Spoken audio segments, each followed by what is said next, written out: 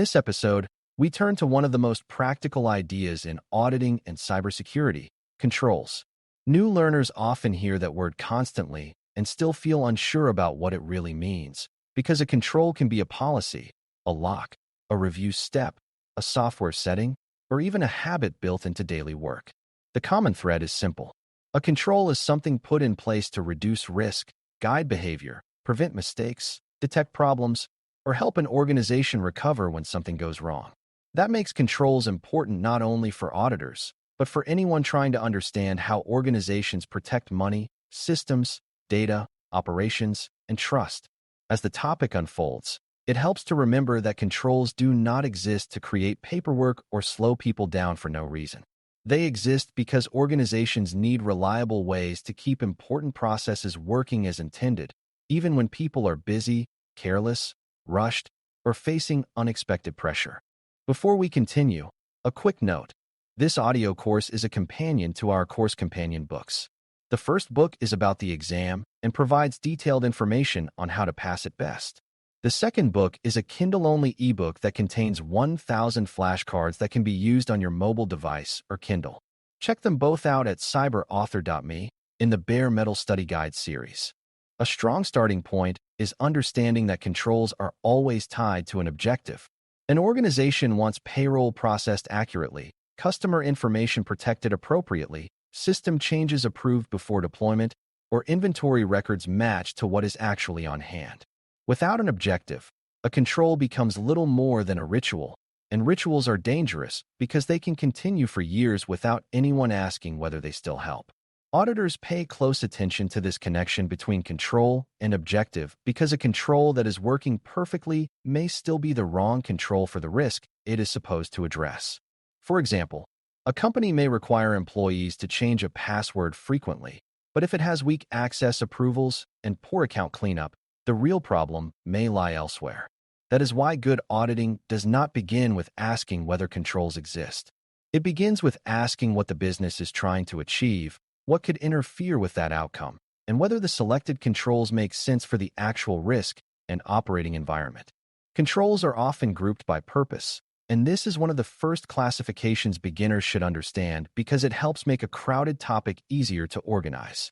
Some controls try to stop bad things before they happen. Some help discover problems after they occur, and some help fix the damage or restore operations. There are also controls meant to discourage bad behavior, controls that tell people what they are expected to do, and substitute controls used when the ideal control is not practical. None of these categories is automatically better than the others in every case, because different risks call for different combinations. A mature organization rarely depends on one single control to carry the full burden of protection. Instead, it builds layers that support one another, so that if one weakness slips through, another measure can reduce harm, provide warning, or help the organization respond in time. This layered view is very important for audit work because control evaluation is rarely about isolated tools. It is about how the full set of controls works together to support the organization's goals. Preventive controls are often the easiest for beginners to picture because they are designed to stop an unwanted event from happening in the first place.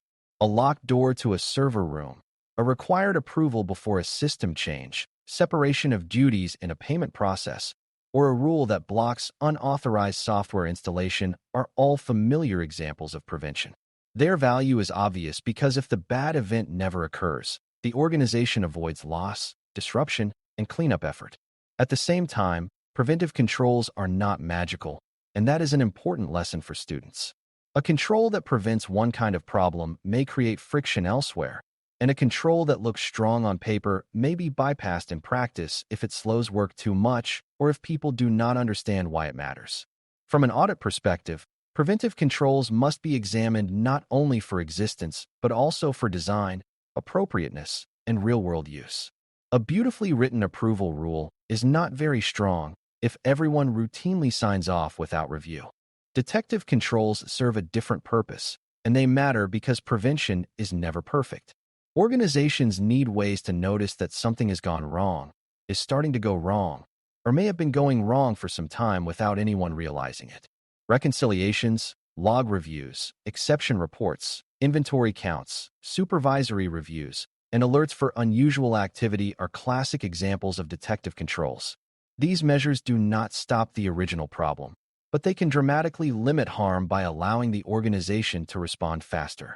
Imagine the difference between finding a duplicate payment the next day versus discovering it 6 months later after many more errors have accumulated. When auditors evaluate detective controls, timing becomes a very important consideration.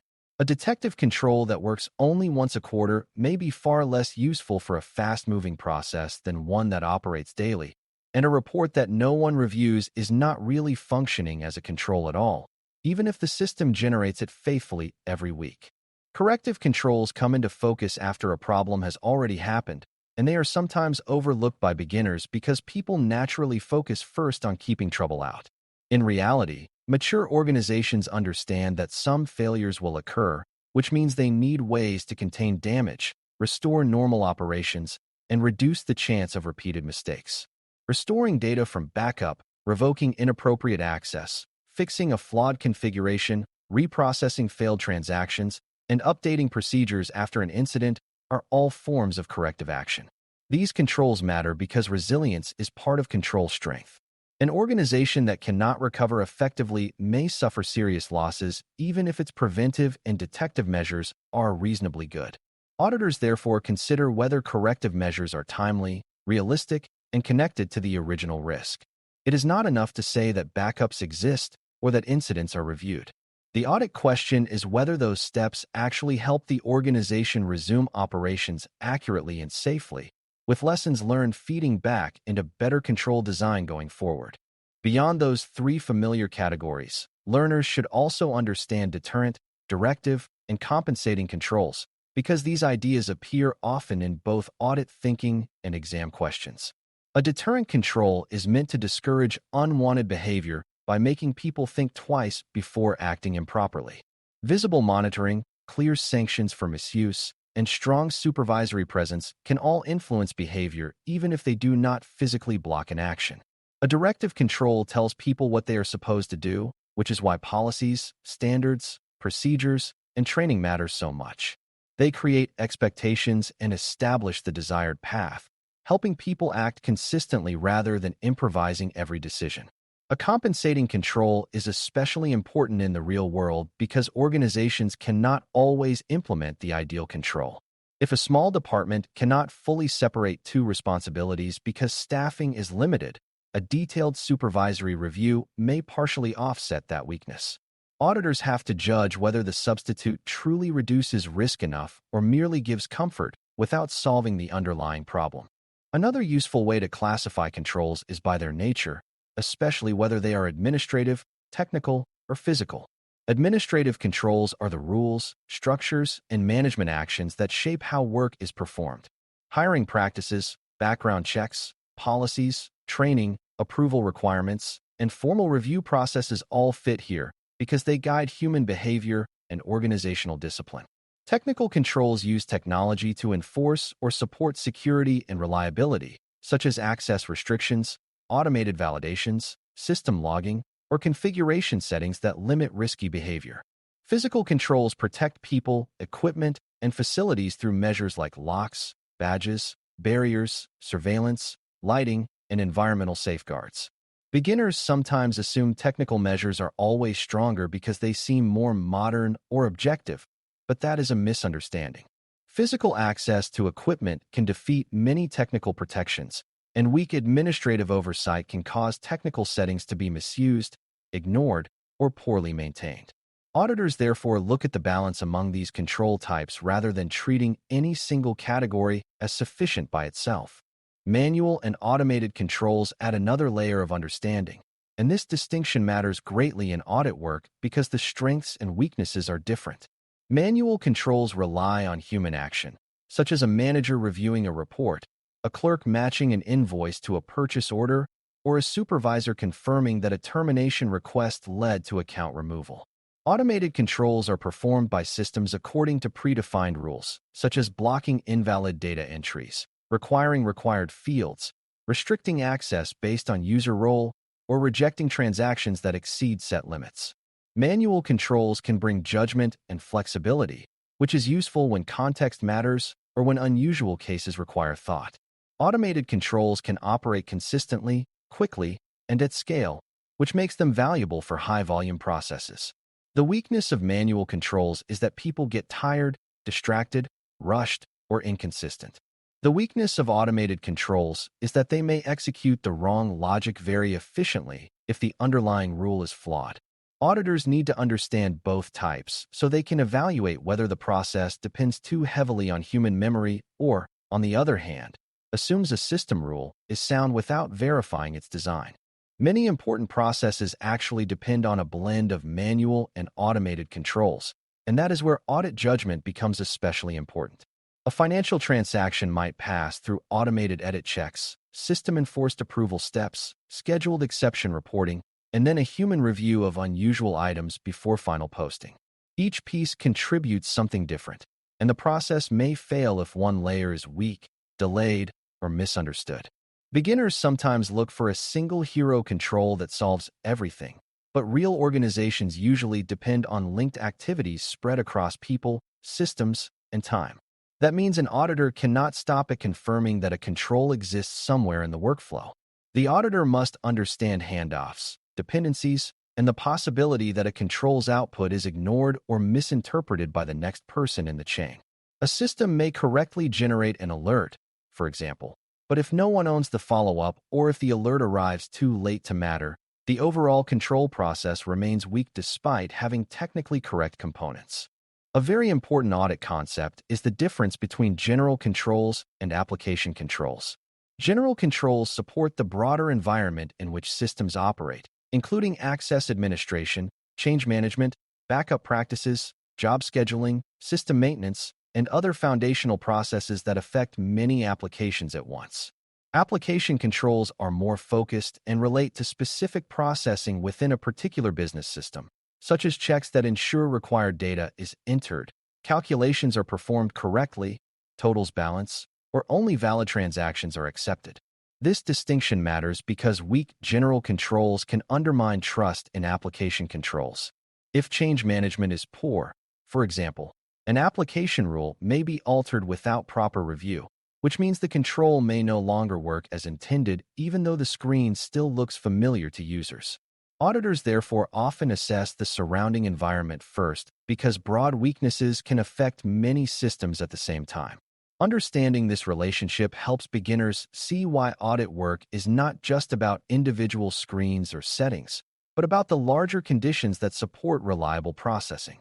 When auditors evaluate controls, one of the first questions they ask is whether the control is designed appropriately for the risk. This is sometimes easier to understand through contrast.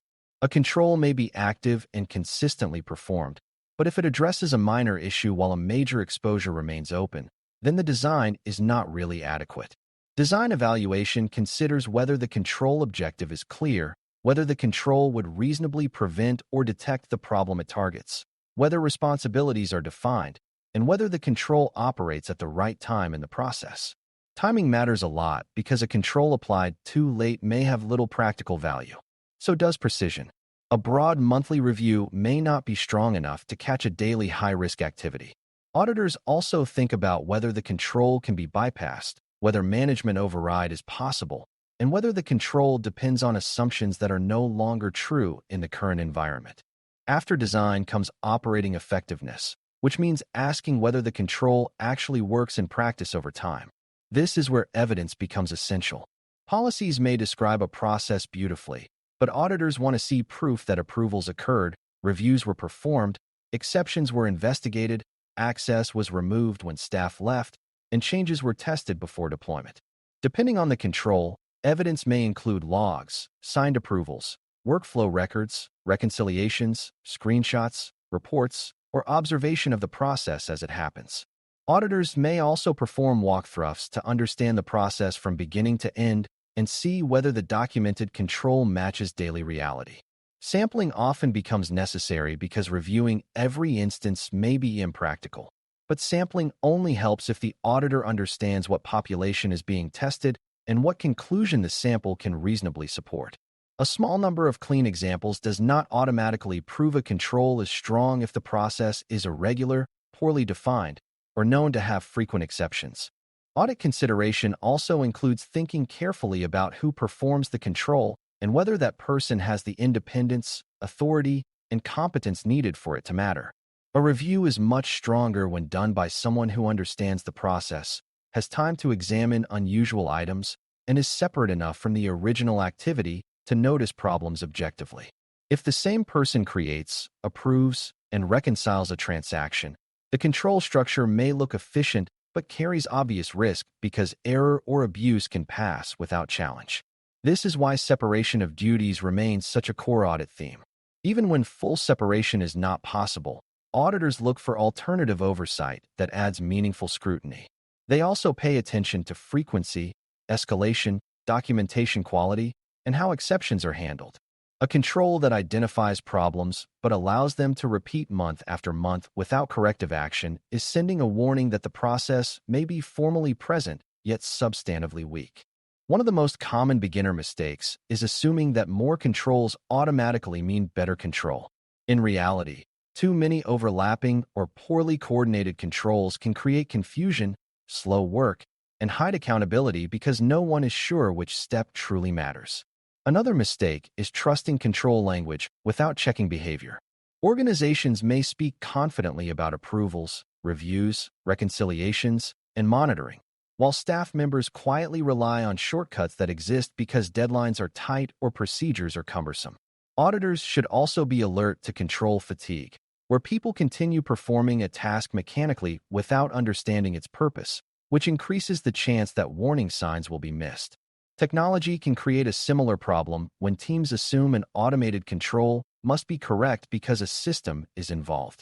The stronger mindset is always to ask whether the control reduces the intended risk, whether evidence supports that belief, and whether the process still fits how the business actually operates today rather than how it operated 2 years ago. By the time you finish studying this topic, the most important point to carry forward is that controls are not random security features or isolated compliance requirements. They are deliberate measures that help an organization achieve reliable operations, protect assets, support accurate processing, and respond intelligently when things do not go as planned. Different control types serve different purposes, and a good auditor learns to see how preventive, detective, corrective, deterrent, directive, compensating, administrative, technical, physical, manual, automated, general, and application controls fit together in the real world.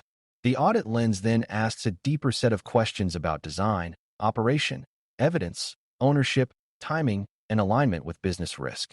When you think about controls this way, the subject becomes much more coherent. Instead of memorizing labels, you begin to understand why organizations use controls, where they commonly fail, and how an auditor can judge whether they are actually helping the organization stay secure, reliable, and accountable. Thanks for listening. For more audio courses, daily newsletters, and more, please visit baremetalcyber.com.